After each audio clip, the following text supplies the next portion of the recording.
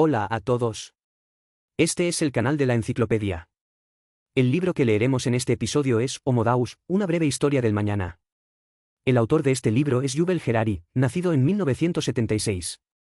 Es un joven historiador israelí y licenciado en Historia por la Universidad de Oxford doctorado.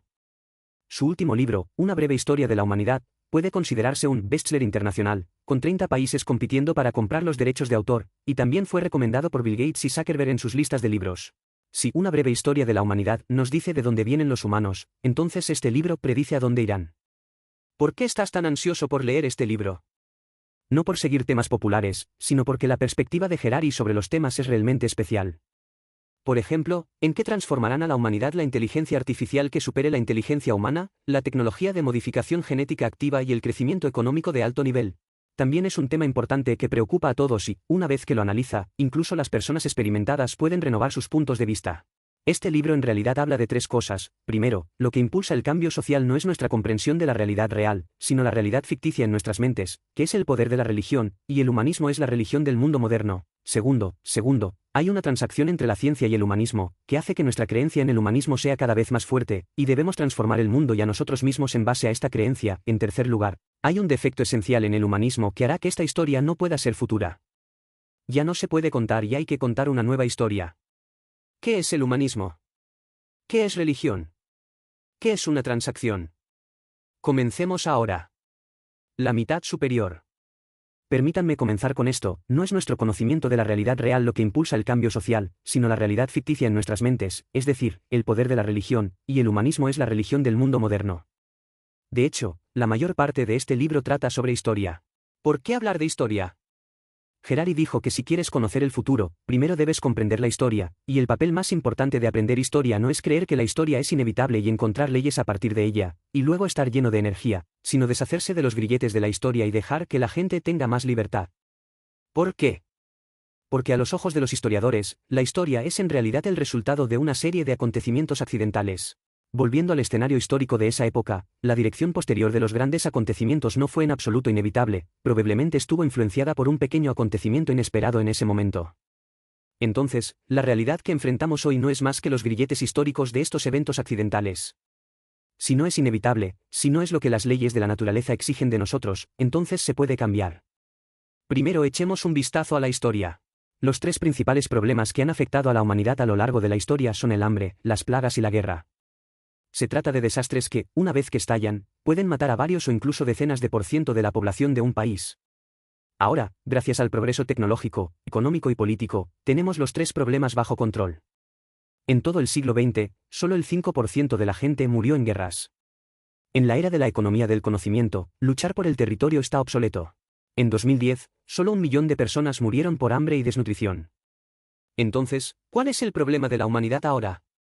¿Deberíamos vivir una buena vida ahora, intensificar la protección del medio ambiente y luego reproducir a nuestros hijos honestamente? Por supuesto que no, dijo Harari. Nosotros, el Homo sapiens, nunca estamos satisfechos y ahora estamos a punto de hacer tres grandes cosas. Estas tres cosas son la búsqueda de la vida eterna, la búsqueda de la felicidad y la divinidad directa. Esta es una profecía, pero no un manifiesto. La razón por la que entendemos la historia es porque podemos liberarnos de la historia e imaginar destinos diferentes. Algunas cosas y conceptos se dan por sentados, pero si tienes una perspectiva histórica y puedes verlos desde una escala mayor, encontrarás que no era así antes, y puede que no sea así en el futuro.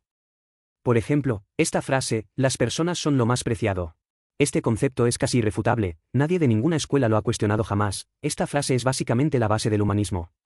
¿Pero son las personas las más preciadas? Este libro nos lo dice primero, al menos no en el pasado. Las personas en la era de los cazadores-recolectores eran todos animistas, es decir, creían que todas las cosas tenían animismo y que los animales, al igual que los humanos, eran seres iguales.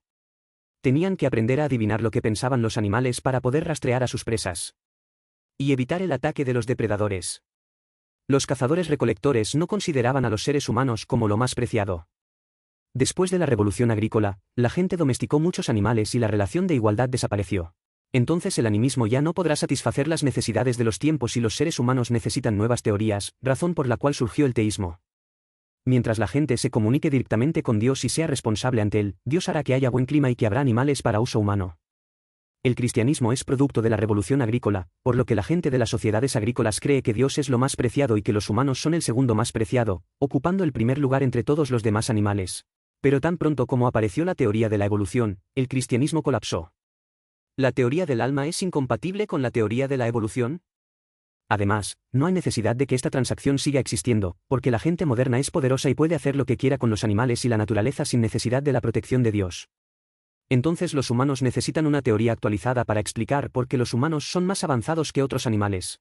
Quizás las teorías que aprendimos cuando éramos jóvenes dicen que los humanos son superiores a los animales porque pueden fabricar herramientas. Sin embargo, durante los millones de años que los humanos primitivos fabricaron y utilizaron herramientas, aunque el nivel de inteligencia de un solo individuo era ciertamente más alto que el de otros animales, el estatus de los humanos en su conjunto era muy bajo, y no existía un sistema más valioso. Nada en absoluto. ¿Qué hace exactamente que una persona sea valiosa y mejor que otros animales? Harari piensa que es conciencia. La conciencia es una experiencia subjetiva. A veces te sientes enojado, a veces anhelo, a veces sientes miedo. Es posible que no pueda saber si otros tienen estas experiencias, pero ciertamente sabe que usted las tiene. Pero, ¿alguna vez has pensado por qué la gente necesita ser consciente? Si un robot aspirador está a punto de quedarse sin energía, regresará silenciosamente a la base para recargarse. No necesita la sensación de, tengo hambre, tengo ganas de comer. ¿Se podría decir que estos sentimientos son en realidad los sistemas de señalización y toma de decisiones que nos ha dado la evolución? Si alguien te pincha con una aguja y no sientes dolor y no sabes cómo tomar la iniciativa para evitar que te pinchen la próxima vez, ¿no morirías rápidamente?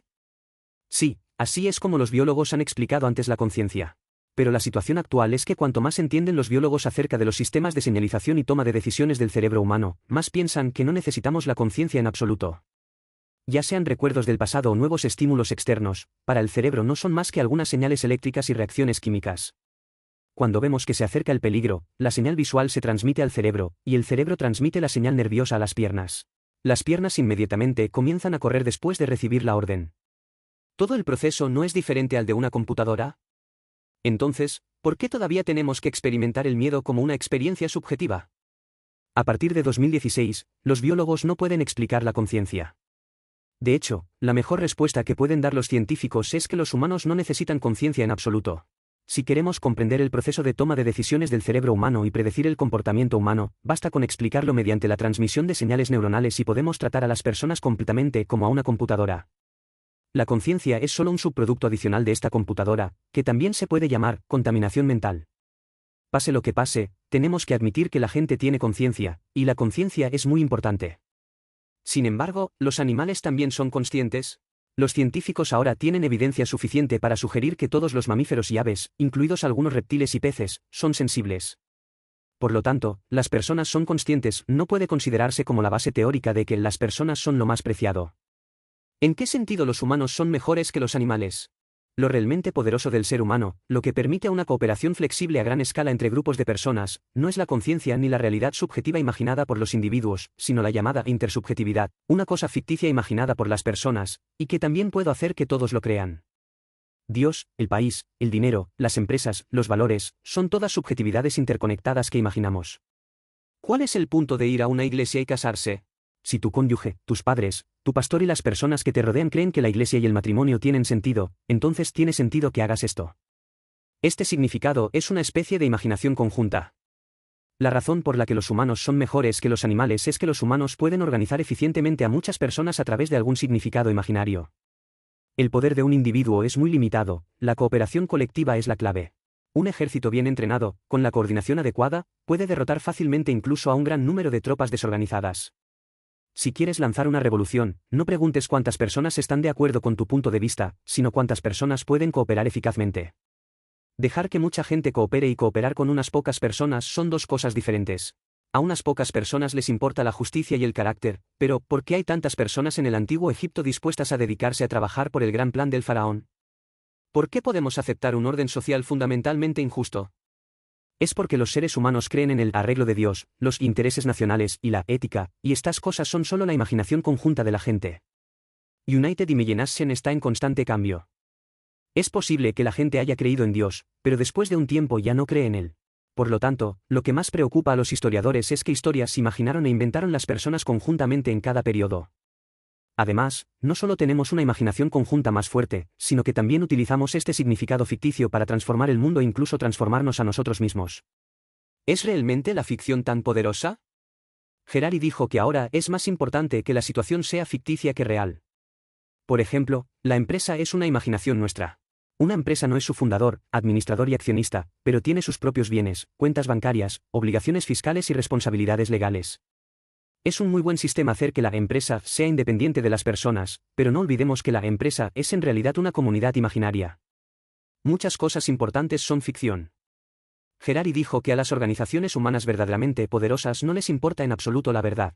Lo que les importa es imponer creencias ficticias a todos y utilizar esas creencias para cambiar el mundo real. La religión es aún más parecida a esto.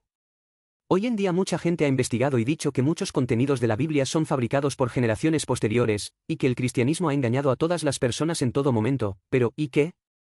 Por lo tanto, lo que impulsa el cambio social no es nuestra comprensión de la realidad real, sino la realidad ficticia en nuestras mentes, es decir, el poder de la religión. Lea a continuación, el humanismo es la religión del mundo moderno. Hay una transacción entre ciencia y humanismo, que hace que ahora tengamos una creencia cada vez más fuerte en el humanismo, y debemos transformar el mundo y a nosotros mismos en base a esta creencia. El poderoso poder de la ficción no reside en lo cerca que está de la realidad, sino en su capacidad para organizar eficazmente a más personas y promover su cooperación. Desde este punto de vista, no solo la creencia en fenómenos sobrenaturales o dioses cuenta como religión, de hecho, muchas cosas pueden llamarse religión. El libro da una definición de religión: una religión que cumple con las tres características siguientes es una religión.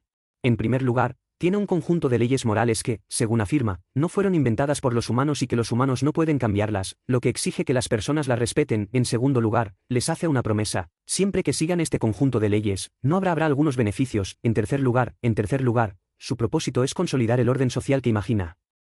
La primera es la clave: la religión es un conjunto de reglas que obligan a las personas. De esta manera, los derechos humanos de los que hablan los liberales occidentales son en realidad religión. Por ejemplo, un niño alemán le preguntó a su padre, ¿por qué aceptamos refugiados? Su padre respondía que esto no fue idea mía ni de la canciller Merkel. Todos tenemos los mismos derechos humanos.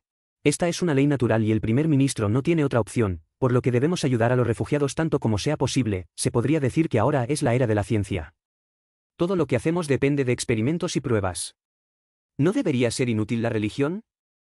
La realidad es que no podemos vivir solo de ciencia. La ciencia y la tecnología pueden decirnos cómo hacer las cosas y darnos un gran poder, pero si tenemos que afrontar decisiones morales sobre si hacer algo o no, debemos recurrir a la religión. No olvides lo que acabo de decir: no solo el cristianismo es una religión, la libertad, la democracia y los derechos humanos también son religiones. Si se quiere mantener el orden social a gran escala, es imposible depender únicamente de la ciencia sin la religión. La religión se centra en el orden, mientras que la ciencia y la tecnología se centran en el poder. Entonces, ¿no pueden la ciencia y la religión interferir entre sí? Pues tampoco. La guía moral proporcionada por las religiones suele constar de 3 pasos. Por ejemplo, ¿debería permitirse el aborto? La oposición católica a cualquier forma de aborto consta de 3 pasos. El primer paso es el juicio moral: la vida humana es sagrada. La ciencia no tiene nada que decir al respecto. Si dices que es sagrado, entonces es sagrado. El segundo paso es exponer los hechos: la vida ya se produce en el momento de la concepción, por lo que incluso si es solo un óvulo fertilizado, no se puede abortar. Aquí, la ciencia tiene una fuerte voz. El tercer paso de la orientación moral, basándose en el juicio moral previo y en declaraciones fácticas, el catolicismo exige que no se pueda realizar el aborto. Si en el segundo paso los científicos juzgan que el óvulo fertilizado no está vivo, las orientaciones del tercer paso no estarán justificadas. La religión no solo puede organizar a un gran número de personas, sino también brindarles orientación para el juicio moral. La ciencia ha estado ayudando a la religión a expandir su poder en el pasado, pero al igual que el segundo paso que acabamos de mencionar, de ahora en adelante, la ciencia comienza a atacar. Religión.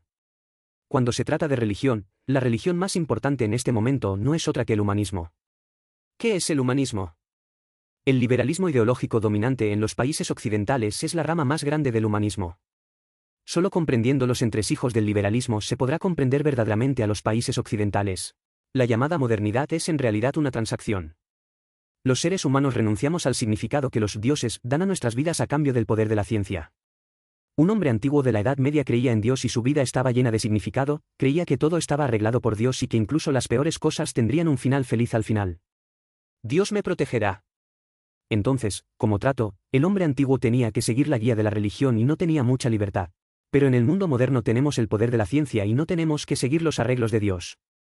El precio es que Dios no nos da el significado de la vida. Pero nosotros mismos podemos encontrarle sentido a la vida. Uno es la búsqueda del crecimiento económico. Muchos de nosotros creemos en el crecimiento económico y queremos utilizarlo para resolver cualquier problema, y Harari dijo que esto es cierto para todos los países. Con crecimiento económico y haciendo el pastel más grande, se pueden resolver varios problemas, incluidos algunos problemas morales. Sin embargo, el crecimiento económico es un método poco fiable, no se puede crecer a gran velocidad para siempre. Harari dijo que la verdadera estrategia de respuesta para la humanidad en esta era en la que Dios está muerto, es el humanismo. El humanismo aboga por que adoremos la naturaleza humana, usemos la naturaleza humana para reemplazar la posición de Dios en las religiones pasadas y usemos la experiencia humana para crear significado para el mundo externo. Para decirlo sin rodeos, debes escuchar tu voz interior. ¿Qué es bueno y qué es malo? Dios solía tener la última palabra, pero ahora es tu corazón el que tiene la última palabra. Si te sientes bien, está bien, si te sientes mal, está mal. Harari dio un ejemplo. Por ejemplo, hay una mujer casada que tiene relaciones sexuales fuera del matrimonio y no sabe si está bien o no, por lo que acude a un psicólogo en busca de ayuda. El papel de un psicólogo moderno es similar al de un sacerdote medieval. El pastor citará las escrituras y le contará el juicio de Dios, pero el psiquiatra se preocupa por cómo se siente usted acerca de este asunto y utiliza los sentimientos de la persona involucrada para evaluar si este asunto está bien o mal. Por supuesto, la mujer puede pensar que está bien, pero los sentimientos de su marido pueden resultar heridos y los hijos también pueden resultar heridos si se divorcian. Estos factores también deben tenerse en cuenta. Pero pase, lo que se examina aquí son las emociones humanas y no tiene nada que ver con ningún principio natural. Según este principio, la homosexualidad está, por supuesto, bien, siempre que las dos personas se sientan bien consigo mismas y no dañen a nadie más. En 2015, el Charlie Hebdo francés publicó caricaturas que satirizaban a los musulmanes, lo que desencadenó un ataque terrorista. Cuando la opinión pública mundial condenó a los terroristas, algunos grupos musulmanes también se levantaron y hablaron. Condenaron a Charlie Hebdo, pero no dijeron estas caricaturas blasfemaban a Dios y violaban la voluntad de Dios. Dijeron que Charlie Hebdo hirió los sentimientos de millones de musulmanes. Entonces, si quieres ser una persona moral en esta era humanista, nunca lastimes los sentimientos de otras personas. Esto no es en absoluto una broma. Ser humanista no es algo que puedas hacer solo porque quieras, debes estudiar mucho en la práctica para ser una persona verdaderamente moral. Harari propuso que para el humanismo existe la siguiente fórmula: conocimiento igual a experiencia más sensibilidad. Como dijimos antes, la conciencia es nuestra experiencia subjetiva. La experiencia mencionada aquí también significa los diversos sentimientos, emociones y pensamientos que experimentas. La llamada sensibilidad tiene dos significados. Primero, no puedes simplemente tener experiencias sin prestarles atención. Segundo, debes permitir que estas experiencias te influyan o incluso te transformen. Una persona civilizada debe ser buena para comprender todo tipo de sentimientos sutiles, de lo contrario, serás una persona sin educación. Harari dijo, en nuestras vidas, a veces lastimamos a otros o somos heridos, a veces simpatizamos con otros o somos compadecidos de ellos. Si prestas atención y experimentas estos sentimientos de dolor y simpatía, te volverás cada vez más consciente de ello. Sensible, entonces esta experiencia es un buen conocimiento moral para ti. Gradualmente distinguirás el bien del mal y te convertirás en una persona más sabia. Este es el viaje de la vida. Bajo la influencia del humanismo, ¿qué hacemos? Todo se trata de la búsqueda de la experiencia. Verás, las compañías de viajes no te venden billetes de avión, sino que te venden una serie de experiencias. Ir a un restaurante de alto nivel no es disfrutar de una comida completa, sino experimentar el entorno, la música, la luz de las velas. Y la comida. En las novelas de héroes medievales, el protagonista mata a un enemigo hoy y salva a una hermosa mujer mañana, pero nada cambia en su corazón. Las obras literarias y artísticas modernas se centran en los cambios emocionales del protagonista, especialmente las emociones de la gente corriente. Estamos viendo algún espectáculo de talentos. Desde los concursantes hasta los jueces y profesores, expresan sus pensamientos en todo momento. Wang Fen siempre pregunta, ¿cuál es tu sueño? Un guerrero medieval definitivamente estaría muy impaciente viendo este tipo de espectáculo. Pero no diríamos nada sobre él. Wolf solo puede decirse que es un gran jefe. Cuando vemos películas, especialmente Road Movie, utilizamos muchas de las rutinas de Aventuras en Oz para expresar los viajes mentales de los personajes. Al comienzo del cuento de hadas, el leñador de hojalata no tiene corazón, el espantapájaros no tiene cerebro y el león no tiene coraje. Pero al final del cuento de hadas, cada personaje ha adquirido las cualidades que quería y sus personalidades se han vuelto más completas. Todos los humanistas creen que la experiencia interior humana es lo primero y que toda moralidad debe partir de ahí. Pero hay muchas personas en el mundo, y los corazones de diferentes personas definitivamente serán diferentes y surgirán conflictos entre ellos. Entonces, ¿Cómo lidiar con este conflicto? Esto dividió al humanismo en tres facciones. El humanismo ortodoxo, que es lo que hoy llamamos liberalismo, es ahora la ideología principal en los países desarrollados de Europa y Estados Unidos. Los liberales creen que no importa quiénes sean, la experiencia interior de cada uno es importante y hará del mundo un lugar más colorido, por lo que se debe dar a todos el derecho a expresarse libremente. Suena bonito decirlo, pero difícil hacerlo. Por ejemplo, ¿cuántos refugiados debería aceptar Alemania? ¿Deberíamos dar a los refugiados los mismos beneficios que a los ciudadanos? ¿Cómo no herir los sentimientos de los refugiados ni los de los ciudadanos? Los humanistas socialistas creen que los liberales ponen demasiado énfasis en los sentimientos individuales, especialmente en los propios sentimientos de cada persona. Los humanistas evolucionistas creen que todas las emociones son importantes, simplemente no es cierto. Algunas personas son mejores que otras, ¿y deberíamos dejar que las mejores se destaquen? Si tu idea de excelencia se basa en la raza, eres un nazi. La batalla entre estas tres facciones duró 2 guerras mundiales y una guerra fría, y el resultado final fue que ganaron los liberales. El mundo actual es liberal. Echemos un vistazo a lo que significa el liberalismo. En política, los liberales creen que las opiniones de los votantes deben ser escuchadas, y los votantes deben explorar sus voces internas y elegir a quien quieran. Económicamente, si construimos un mercado libre y dejamos el poder de toma de decisiones a los consumidores siempre tendrán razón. Moralmente, puedes hacer lo que creas que te sienta bien y que no hiera los sentimientos de otras personas. En educación, los profesores ya no enfatizan las respuestas estándar de los libros de texto, sino que deben inspirar a los estudiantes a pensar en ellas ellos mismos. En el arte debemos creer en los propios ojos de cada uno. Si crees que es bello, es bello. El liberalismo parece tener sentido. Da a todos el derecho a expresarse libremente. Los países capitalistas ciertamente han producido los productos más ricos y han creado las obras de arte más ricas. Todos viven una vida genial. En opinión de Harari, un factor importante en la victoria final del campo liberal es el progreso tecnológico. Pero si miramos hacia el futuro en este momento, el liberalismo ha afrontado una crisis, que es el tercer punto de este libro. Los defectos esenciales del liberalismo harán imposible contar esta historia en el futuro, y necesita una nueva historia. ¿Qué crisis? ¿Cuáles son los defectos del liberalismo? ¿Cómo es la nueva historia? Pasemos a la segunda mitad de Una breve historia del futuro. La primera mitad mencionó que la religión más importante en la actualidad no es otra que el humanismo. La guerra entre las tres facciones principales del humanismo ha pasado por 2 guerras mundiales y una guerra fría, y el resultado final fue la victoria del liberalismo. El liberalismo da a todos el derecho a expresarse libremente, produce los productos más ricos y crea las obras de arte más ricas. Hay que decir que el mundo ahora está dominado por el liberalismo. Sin embargo, el liberalismo ha comenzado a enfrentar una crisis en el futuro. Incluso ahora, los defectos esenciales del liberalismo harán imposible contar esta historia en el futuro, y necesita una nueva historia.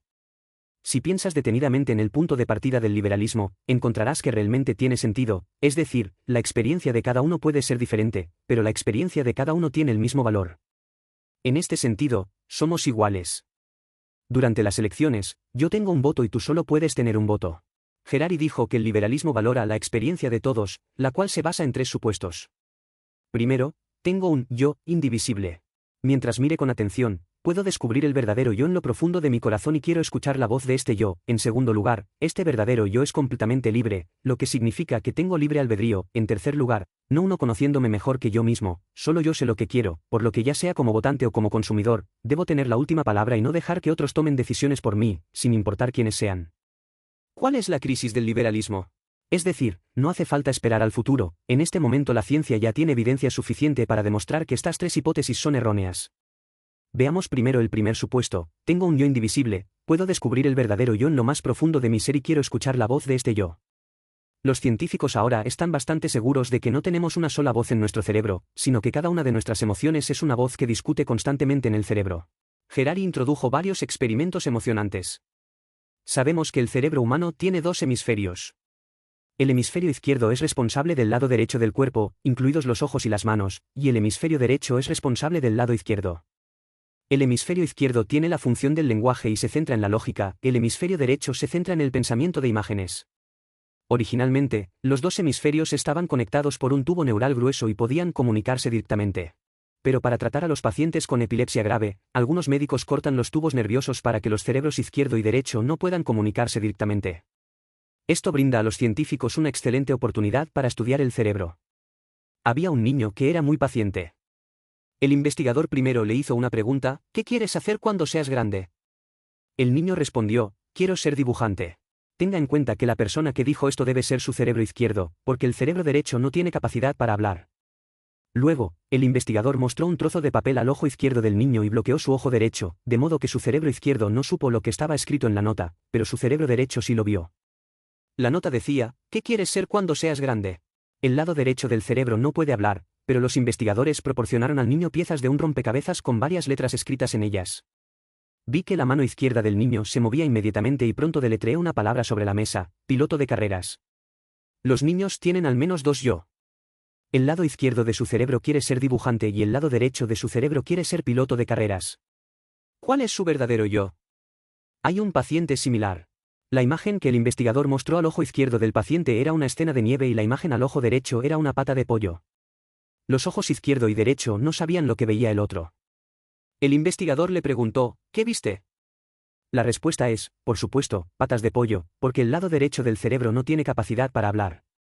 Luego, los investigadores encontraron una gran cantidad de imágenes y pidieron a los pacientes que eligieran una imagen relacionada con la imagen que acababan de ver. La imagen elegida en el lado derecho muestra un pollo.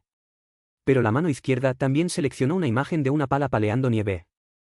Ahora viene el punto clave, el investigador le preguntó al paciente, ¿por qué eligió esta pala? ¿Está relacionada con las patas de pollo? El paciente respondió, presten atención al lado izquierdo del cerebro que habla, bueno, porque el pollo puede hacer caca, esta pala puede hacer caca para él. En otras palabras, el cerebro izquierdo no vio la escena de la nieve y no tenía idea de por qué la mano izquierda elegiría esta pala, sin embargo, para hacer consistente su propia lógica, inventó una razón en el acto. Esto es como si la CIA llevara a cabo una operación subversiva en el extranjero, los reporteros fueron a la Casa Blanca para hacer preguntas, pero el oficial de prensa de la Casa Blanca no sabía que la CIA tenía tal operación, pero aún así inventó una historia en el acto. Quizás el paciente realmente creyó la historia que había inventado. No tenía idea de que los distintos departamentos de su cerebro a veces funcionaban de forma independiente. Entonces, ¿solo tenemos un yo verdadero? Si no, ¿cuál es tu verdadero yo? Además de la división del cerebro izquierdo y derecho, Harari también mencionó otra forma de dividir el yo experiencial y el yo narrativo. En pocas palabras, cuando se hace una autoevaluación narrativa de una experiencia, uno no tiene idea de la duración de la experiencia y solo se preocupa por la parte más intensa y la parte final de la experiencia. Esto se llama la regla del pico. Por ejemplo, cuando un médico le realiza una proctoscopia a un paciente, es muy doloroso, lo mejor que puede hacer el médico es brindarle al paciente una buena experiencia lo más cerca del final posible. De esta forma, aunque el proceso pueda ser más largo y todavía duela en su peor momento, el paciente lo valorará mucho mejor después. Es la evaluación que da el yo narrativo del paciente. Pero al yo que experimenta obviamente no le gustan las cirugías más largas, está traicionado. Harari dijo que nuestra identidad habitual es más o menos este yo narrativo. El yo narrativo cuenta historias todo el tiempo. Es lo mismo que morir de hambre. Si el yo narrativo dice que es para un examen físico por la tarde, pensamos que está bien. Si el yo narrativo dice que es para el Ramadán, sentimos que es más difícil. Si el yo narrativo dice que es porque no tenemos dinero para comprar comida, sentimos que te sentirás miserable. A veces, el yo narrativo tiene que contar una historia falsa para que nuestras vidas parezcan significativas, o al menos lógicamente consistentes. Cuanto más aprende la biología sobre el cerebro humano, más claro queda que no somos más que una computadora. Todos los procesos no son más que física y química. Las personas y los animales no son más que una colección de varios algoritmos. ¿Qué tienen de especial? A veces, cuando el mundo exterior nos da un estímulo, reaccionamos en consecuencia. A veces tomamos decisiones verdaderamente aleatorias que escapan a nuestro control. Veamos el segundo supuesto del liberalismo: este verdadero yo es completamente libre, lo que significa que tengo libre albedrío. ¿Qué es el libre albedrío? Por ejemplo, si una persona dice que puedo hacer lo que quiera, entonces soy libre. Mal, esto no se llama libre albedrío. Los gorilas, los perros y los loros también pueden perseguir lo que quieran, pero esto no tiene nada de avanzado, simplemente se dejan llevar por el deseo. Lo que los científicos llaman libre albedrío es si las personas pueden elegir sus propios deseos. La respuesta es no. Hay muchos experimentos que demuestran que los deseos humanos no están controlados por la conciencia, sino que la conciencia está controlada por los deseos. Por ejemplo, en un experimento, los científicos dieron a los sujetos un interruptor, y los sujetos podían elegir encenderlo o apagarlo a voluntad. Al mismo tiempo, los científicos utilizaron resonancia magnética funcional para observar el cerebro de los sujetos en tiempo real. Se descubrió que cientos de milisegundos o incluso segundos antes de que el sujeto presionara el interruptor, antes de que se diera cuenta de lo que iba a elegir, los científicos observaron las imágenes del cerebro y supieron de antemano qué elegiría. Los instrumentos científicos pueden saber de antemano lo que quieres hacer. No solo eso, los científicos también pueden controlar lo que quieres hacer. Por supuesto, este experimento no se puede realizar con personas. Sin embargo, el experimento con el ratón tuvo mucho éxito. Los científicos insertaron 3 electrodos en el cerebro del ratón y luego lo controlaron remotamente para hacerlo caminar derecho, subir escaleras, dar vueltas alrededor de vertederos de basura, lo que sea, como un robot de juguete controlado a distancia. ¿Los activistas por los derechos de los animales podrían decir que esto es demasiado cruel con las ratas? No. Lo que realmente controlan los científicos es la voluntad de los ratones. Donde quiera que apunte el mando a distancia, el ratón no está obligado a ir allí, el ratón quiere ir allí. Lo que ves es que el mouse está controlado por un control remoto, y el propio mouse siente que quiere ir a donde quiera y está muy feliz. Entonces, ¿qué libre albedrío tiene la rata? No existe una diferencia esencial entre humanos y ratones. Los científicos israelíes pueden hacer felices a los pacientes deprimidos implantándoles un chip en el cerebro. Una vez un paciente me preguntó por qué me había deprimido más estos días. Los científicos abrieron su cerebro y descubrieron que el chip no tenía energía. La conciencia humana es una colección de diversos pensamientos, sentimientos y deseos, que surgen y desaparecen en nuestro cerebro en cada momento. Tu decisión puede ser el resultado de una negociación de diferentes deseos, pero no tienes control sobre qué deseos estarán presentes en esta negociación. Entonces, ¿dónde está el yo y dónde está el libre albedrío? Si no tengo ningún yo, ¿quién vota? ¿Quién está de compras? ¿Quién soporta las consecuencias? ¿Cómo puedo garantizar que las decisiones que tome redundan en mi interés? Si no tengo libre albedrío y el mundo exterior puede controlar directamente lo que quiero, ¿qué tiene de sagrado mi voto? ¿Cuán valiosa es mi experiencia? Como individuo, ¿qué calificaciones tengo para exigir a la sociedad los valores liberales de valorar lo individual por encima de lo colectivo? Sin libre albedrío, sin un yo único, se niega la premisa básica del liberalismo. Pero se podría decir que el liberalismo, como religión, ha tenido buenos resultados en los últimos 100 o 200 años, con crecimiento económico y prosperidad cultural. Independientemente de lo que digan los científicos, no basta con pretender que tenemos libertad. ¿Voluntad y yo, es bueno? Hasta ahora, el tercer supuesto del liberalismo es cierto, nadie me conoce mejor que yo mismo. Tal vez cometa errores a menudo al tomar decisiones, lo que a su vez perjudica mis propios intereses, pero dejar que otros tomen decisiones por mí definitivamente empeorará las cosas.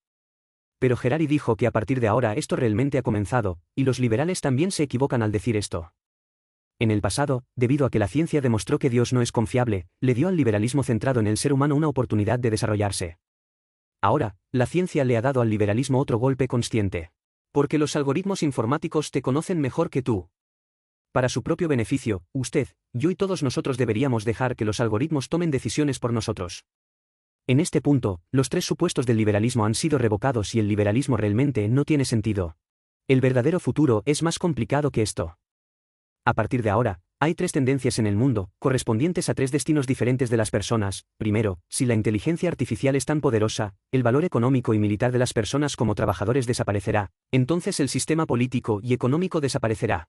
Pensar que las personas no tienen valor. En segundo lugar, tal vez los seres humanos en su conjunto sean valiosos, pero cada persona como individuo no tiene valor. En tercer lugar, tal vez algunos individuos todavía sean valiosos, pero han sido biológicamente mejorados como Superman. Harari no juzgó cuál de estas 3 tendencias tendría el efecto más rápido y obvio. Supongamos que las 3 tendencias se desarrollarán simultáneamente durante mucho tiempo. Así, en el siglo XXI, todos los seres humanos estarán divididos en 3 tipos de personas por la tendencia del progreso tecnológico: gente inútil, gente sin autonomía y dioses. Estos 3 tipos de personas no pueden ser iguales, pueden estar divididos como la casta de la India actual, o pueden estar divididos como los blancos europeos y los negros africanos en el siglo XIX. En ese momento, cuando miramos hacia atrás a la actual era liberal que enfatiza que la experiencia de todos tiene el mismo valor, es simplemente un buen sueño. Hablemos primero de gente inútil. Porque el liberalismo es la ideología principal en los países desarrollados de Europa y Estados Unidos, pero no en los países en desarrollo. Porque en los países industrializados la mano de obra es un recurso muy valioso. En la era de las grandes fábricas, cada trabajador es especialmente útil. Cada soldado adicional en el campo de batalla te da una oportunidad adicional de ganar. ¿Por qué darle a las mujeres el derecho al voto? Porque las mujeres tenían una gran necesidad de producción económica en aquella época. Valorar a todos no solo era una idea elevada, sino también porque la economía y el ejército en ese momento necesitaban a todos. ¿Qué pasa si ya no es necesario? Por ejemplo, la guerra moderna depende cada vez más de la alta tecnología. En el futuro, solo se necesitarán unos pocos soldados y algunos expertos en la retaguardia para librar guerras. La mayoría de las fuerzas armadas serán drones y robots. En este tipo de guerra, las personas pueden ser una carga. Imagina que dos grupos de drones se enfrentan. Un grupo debe pedirle a un comandante humano que dispare, mientras que el otro grupo puede disparar automáticamente. ¿Adivinas quién tiene más posibilidades de ganar? Los soldados humanos pueden matar, violar y robar indiscriminadamente, pero mientras los soldados robots reciban un algoritmo moral, serán más confiables que los humanos. Lo que solo los humanos pueden hacer, pero las máquinas no, ahora parece ser solo conciencia. Pero como dijimos antes, la conciencia puede ser simplemente una especie de contaminación mental. Al menos en cuestiones como la producción y la guerra, la conciencia es prescindible, la inteligencia es necesaria. La biología moderna nos dice que todos los seres vivos son solo una colección de algoritmos. Excluyendo la conciencia, los seres humanos no son más que computadoras, y las computadoras pueden reemplazar a los humanos en cualquier aspecto de la inteligencia. En el pasado, las máquinas reemplazaban los trabajos de algunas personas, y las personas siempre podían inventar nuevos trabajos. Sin embargo, Harari dijo que esto no es una ley de la naturaleza. La tendencia actual es que la inteligencia de las máquinas es cada vez más adecuada para el trabajo que la de las personas. Por ejemplo, las máquinas pueden realizar transacciones de alta frecuencia en el mercado de valores, pero los comerciantes humanos no pueden responder tan rápido, y ahora se utilizan ampliamente las máquinas. Por ejemplo, la inteligencia artificial se puede utilizar como abogados comunes y corrientes, y su capacidad para leer documentos y encontrar problemas no solo es mejor que los abogados humanos, es más rápido y más preciso. Por ejemplo, en el diagnóstico médico, la tasa de precisión del sistema IBM Watson para juzgar el cáncer de pulmón es del 90%, mientras que los médicos humanos son solo del 50%. Otro ejemplo es que las máquinas pueden también ser farmacéuticos, y la probabilidad de que los farmacéuticos humanos cometan errores en los Estados Unidos es del 1,7%, lo que significa que 50 millones de recetas se procesan incorrectamente cada año, y la ciudad de San Francisco ha utilizado un robot farmacéutico para procesar 2 millones de recetas. Sin ningún error. Quizás pienses que la creación artística es siempre un dominio humano, ¿verdad? Un profesor de musicología en California desarrolló un algoritmo llamado EMI, que puede componer música al estilo de Bach. El público piensa que la música creada por EMI se parece más a Bach que al Bach real. La revolución industrial generó el proletariado, y ahora la revolución de la inteligencia artificial generará una nueva clase, una que no es de utilidad para la economía ni para el ejército. Hablemos del segundo tipo, las personas sin autonomía. Incluso si es inútil, no podemos decir que la vida humana no tenga valor alguno. No olvide que nuestra intención original al desarrollar inteligencia artificial no es reemplazar a las personas, sino servirlas. En otras palabras, incluso si muchas personas son inútiles, al menos algunas seguirán siendo valiosas incluso a los ojos de la inteligencia artificial. Pero Harari dijo que estas personas potencialmente de mayor rango pueden ser valiosas como grupo, pero aún así pueden ser inútiles como individuos porque pueden renunciar al poder de toma de decisiones. Google está trabajando en un ambicioso proyecto para monitorear varios indicadores del cuerpo humano en tiempo real, compararlos con los indicadores de referencia de una persona sana, y combinados con sus genes específicos, puede brindarle varias sugerencias de salud en cualquier momento y en cualquier lugar. ¿Cuándo debería comer algo? ¿Cuándo debería hacer ejercicio? ¿Cuándo debería apresurarse a ver a un médico? Será mejor que escuche este sistema. Este sistema te conoce mejor que tú mismo. Tal vez quieras mostrar un poco de resistencia y no te escucharé. Pero no lo olvides, el sistema te conoce muy bien, por lo que siempre puede persuadirte para que hagas estas cosas en el momento más adecuado y de la forma más adecuada para ti. Al final, descubres que lo mejor que puedes hacer es escuchar sus instrucciones. Harari dijo que la relación entre los algoritmos informáticos y nosotros se puede dividir en 3 pasos. En el primer paso, el algoritmo es equivalente a un profeta que nos rodea, es decir, un adivino. Si tiene alguna pregunta, pregúntele, pero el poder de toma de decisiones está en tus manos. En el segundo paso, el algoritmo es equivalente a nuestro agente. Le dices una dirección y un principio generales y los ejecutará. En cuanto a algunas pequeñas decisiones durante el proceso de ejecución, tiene la última palabra. El tercer paso, el algoritmo se ha convertido en nuestro monarca, y simplemente lo obedeces en todo. Microsoft está desarrollando un asistente de inteligencia artificial llamado Cortana.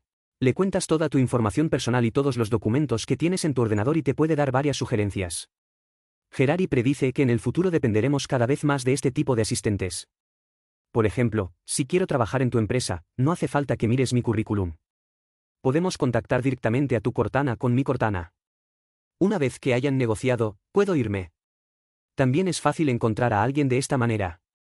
Entonces mi mejor opción era simplemente escuchar a mi asistente. Por ejemplo, al actual presidente no le ha ido muy bien en sus 3 años en el cargo. Al principio no me agradaba. Sin embargo, para ser reelegido en el 4º año, el presidente implementó varias pequeñas políticas en beneficio del pueblo y fue particularmente bueno en discursos sensacionalistas. Mi yo narrativo se conmovió y me hizo votar por él. ¿En este momento mi asistente dará un paso adelante? Me dice que usted tuvo un fuerte descontento con las políticas de este presidente en tal momento, ¿lo ha olvidado? Lo olvidé, pero mi asistente nunca lo olvidó. Así que mi mejor opción no es escuchar mi yo narrativo, sino escuchar a mi asistente. Luego, cuando estos asistentes estén conectados en red, se podrán tomar más medidas. Por ejemplo, hay un atasco en la ruta A. Todos los asistentes del conductor en la ruta A saben que la ruta B está actualmente vacía. Sin embargo, estos asistentes discuten entre ellos y no pueden comunicar esta noticia a todos los conductores. De lo contrario, todos se apresurarán a llegar. La ruta B y la ruta B también estarán bloqueadas. Entonces, algunos asistentes, por amabilidad contigo, no te dirán cosas intencionalmente. Y existe otra posibilidad, dado que cosas ficticias como países, empresas y dioses pueden poseer bienes inmuebles, ¿podrán los algoritmos también poseer propiedades en el futuro? Quizás cierta inteligencia artificial abra directamente una empresa y te pida que trabajes para ella. Escuchamos a nuestros asistentes cuando hacemos ejercicio, escuchamos a nuestros asistentes cuando compramos y escuchamos a nuestros asistentes cuando votamos.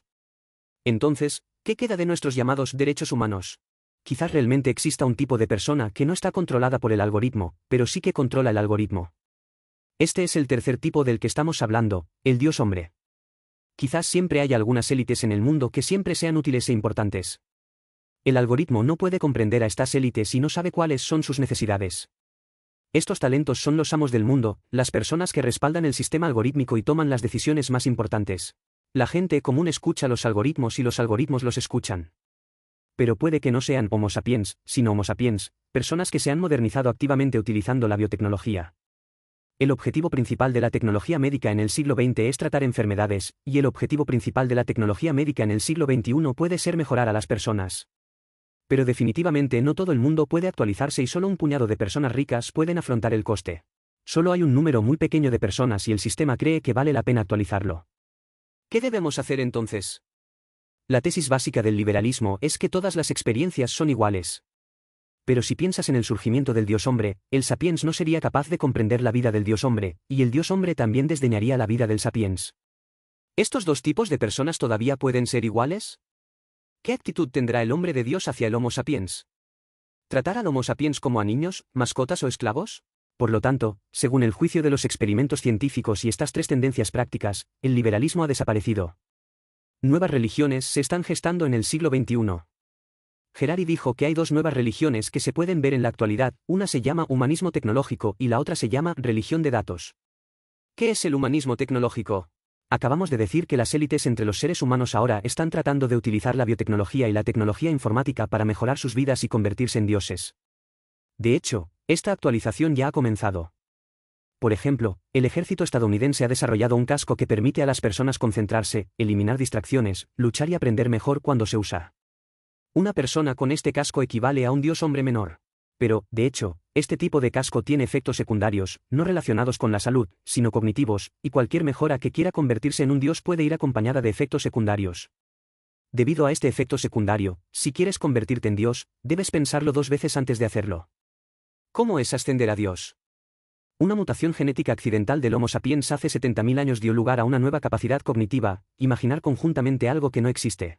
Una vez que surja esta capacidad, los humanos sin esta mutación genética ya no podrán comprender la experiencia del Homo sapiens.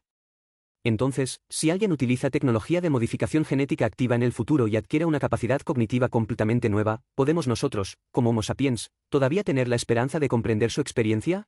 El humanismo tecnológico es en realidad una nueva versión del humanismo evolutivo mencionado anteriormente, aunque todavía se le llama humanismo, también cree que la experiencia humana es la más preciosa, pero en lo que se centran es en la experiencia de los dioses, tal vez una experiencia que el Homo sapiens no puede experimentar. Si quieres ser un dios, no seas demasiado feliz demasiado pronto. La experiencia humana se puede mejorar, pero también se puede degradar. Por ejemplo, ahora tenemos buenas razones para creer que los humanos primitivos tenían un sentido del olfato muy agudo e incluso podían oler el miedo. Cuando las personas tienen miedo, sus cuerpos emiten ciertas sustancias químicas. Esta habilidad ahora se ha degradado porque es inútil cuando se trata con mucha gente. Los antiguos probablemente tenían un mayor nivel de atención que nosotros y podían identificar rápidamente varios detalles al caminar en entornos desconocidos, una habilidad que no está disponible para la mayoría de las personas hoy en día. Nuestra inteligencia mejora, pero estas capacidades sensoriales adicionales en realidad se degradan.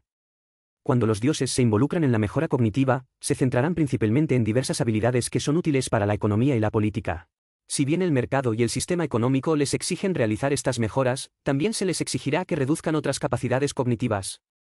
Por ejemplo, el casco de atención mejora la atención a expensas de la capacidad de dudar, tolerar y permitir que coexistan sentimientos conflictivos. Si usa este casco con frecuencia, su capacidad de aprendizaje y de examen será más fuerte, pero tal vez ya no cuestione las cosas del libro. Desde la perspectiva del examen, esto es una mejora, pero desde otras perspectivas, ¿es una degradación? Otra mejora que el hombre de Dios quiere hacer es elegir sus propios deseos. Ya sabemos que las personas no tienen libre albedrío y no pueden elegir sus deseos. Cada decisión que tomamos es el resultado de una batalla y un compromiso entre diferentes deseos. Por ejemplo, estoy muy insatisfecho con el jefe de mi empresa y tengo un fuerte deseo de resistir, pero al mismo tiempo tengo que mantener a mi familia y también tengo el deseo de soportar la humillación y soportar la carga. Ante esta situación, el liberalismo me obliga a profundizar en mí mismo y preguntarme qué es lo que realmente quiero. Lo que el hombre de Dios quiere hacer es simplemente utilizar medios técnicos para eliminar esos deseos innecesarios. Mi objetivo es ganar dinero y poder.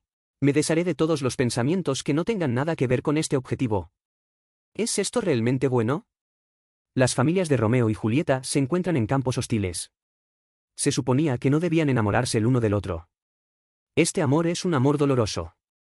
Entonces, ¿deberían tomar algún medicamento para que sea menos probable que se amen unos a otros? Harari dijo que los humanistas tecnológicos al final estarán perdidos y una vez más enfrentarán una crisis de significado. Harari es más optimista sobre la enseñanza de datos. Primero hablemos de una teoría que puede parecer relativamente nueva. Detrás de cada tema del mundo, ya sea ciencia, literatura, música o economía, hay un modelo matemático. Desde una perspectiva matemática, podemos imaginar a una persona, un animal, una empresa o un país como un sistema de procesamiento de datos. Por ejemplo, los organismos vivos no son más que una colección de varios algoritmos, y la economía no es más que recopilar datos sobre los deseos y capacidades de todas las partes involucradas y luego tomar una decisión. Todo esto no es más que procesar datos. Tradicionalmente, la gente intenta comprender estos datos, es decir, obtener conocimiento de los datos y luego obtener sabiduría de esos conocimientos. Pero los científicos de datos modernos creen que los datos de algunas cosas son demasiado complicados, no se pueden entender y no es necesario comprenderlos. Solo necesita dejar que el algoritmo procese los datos directamente, encuentre patrones en los datos y utilícelos. Si imagina a todos como procesadores y la comunicación entre personas es intercambio de información, entonces toda la sociedad humana es un sistema de procesamiento de datos. Toda la historia de la humanidad es la historia de cómo agregar eficiencia a este sistema. Todo es procesamiento de datos. Con esta idea, podemos tratar todos los problemas como problemas algorítmicos. Entonces solo necesitamos construir una red de Internet de todo, que conecte todos los datos. Esta red y los diversos algoritmos que contiene comprenderán a esta persona mejor que nadie y pueden ayudarnos a resolver varios problemas y tomar varias decisiones por nosotros. De decisión. En ese momento, en lugar de creer en individuos y dioses, es mejor creer en esta red. ¿Qué pasará si realmente tenemos una red de todas las cosas en el futuro? Al principio, la web de todas las cosas sirvió a las personas, permitiéndonos vivir una vida más saludable y ayudándonos a tomar mejores decisiones. Poco a poco, la gente pensará que perfeccionar esta red de todas las cosas es el trabajo que más vale la pena. Ya sea que se dedique a la investigación científica, que sea un médico que recopila datos de pacientes para salvar a las personas o que se dedique a la creación artística, ¿no están todos sirviendo a la red de todas las cosas? Ahora bien, algunos físicos dirán que el sentido de mi vida reside en descubrir las leyes de la física, que benefician a todos y son más importantes que mi vida personal. Entonces algunas personas dirán en el futuro que la existencia de la red de todas las cosas es más importante que la propia existencia. Todo el conocimiento humano está en esta red, y todos los datos del mundo están en esta red, se puede decir que toda la civilización humana, e incluso la información del universo entero, está en esta red. Un día, la red de todas las cosas se desarrollará más allá de la comprensión humana. Los algoritmos cooperan y se actualizan entre sí, y los propios algoritmos generan nuevos algoritmos. La red de todas las cosas existirá independientemente de los humanos. En ese momento, la red de todas las cosas se convertirá en la primera cosa preciosa del mundo, más preciosa que los seres humanos. Mejorar esta red de todas las cosas y encontrar maneras de hacerlas servir mejor a las personas se ha convertido en un trabajo sagrado. La red de todas las cosas es Dios, y los científicos, programadores, médicos, profesores. Todos aquellos que trabajan por la red de todas las cosas son pastores. Quizás la existencia de esta red de todas las cosas haya encontrado un nuevo significado para la existencia humana. ¿No es esta una nueva religión? Esto se llama enseñanza de datos o dataísmo. La religión debe tener valores, y el valor del dataísmo es que la información debe fluir. En el pasado hablábamos de libertad de expresión, que era un derecho de las personas, pero en el futuro hablaremos de libertad de información, que no es un derecho humano, sino el derecho a la información en sí. La información quiere fluir libremente. Los dataístas creen que ni siquiera el productor de esta información puede poseerla ni controlarla, la información en sí misma quiere que más personas la vean. La religión debe tener disciplinas. Harari dijo que hay dos preceptos del dataísmo. Primero, debes conectarte con tantos medios e información como sea posible, producir y digerir información continuamente y maximizar tu flujo de información. Segundo, debes cambiar más. Muchas cosas están conectadas a Internet de todas las cosas. Incluso si algunas cosas no quieren conectarse a Internet, debes intentar que se conecten a Internet. ¿Qué dice el dataísmo sobre la experiencia humana? Es decir, la experiencia debe compartirse online para que sea valiosa. Debes registrar tu experiencia, subirla y compartirla. A los ojos de los científicos de datos, no importa cuán emocionante sea su experiencia, si la web de todas las cosas no lo sabe, no tiene valor. Compartir experiencias y mejorar la red de todas las cosas, la suma del conocimiento humano, es el valor de tu experiencia. La religión tiene que tener promesas. La promesa del dataísmo es que si permites que la información fluya libremente y haces que la red de todos sea cada vez más perfecta, puede beneficiar a todos. Incluso si esta red de todas las cosas no puede resolver todos los problemas, ya tiene un gran valor y la educación en datos ya puede existir razonablemente. Ahora, el contenido de este libro está terminado. Todavía necesitamos recordar lo que Harari nos dijo al principio: estudiar historia no se trata de predicciones. Hay muchas posibilidades en el futuro. Los dioses y los humanos o la red de todas las cosas dominarán el mundo. No sabemos cuál es inevitable.